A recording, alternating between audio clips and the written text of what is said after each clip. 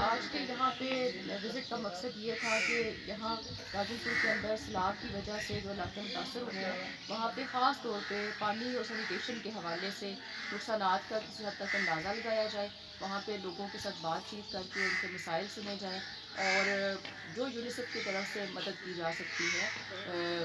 पानी और सैनिटेशन के हवाले से जो सोर्सेज हैं उनको रिस्टोर करने में। तो उसके लिए हमने यहाँ चित्तौड़ में कम्युनिटी के साथ बात की, कम्युनिटी के अपने मसाइल से हमें आगाह किया और अभी यूनिसेफ की मदद से हम इंशाल्लाह चित्तौड़ के अंदर जो वाटर सप्लाई स्कीम है जो कि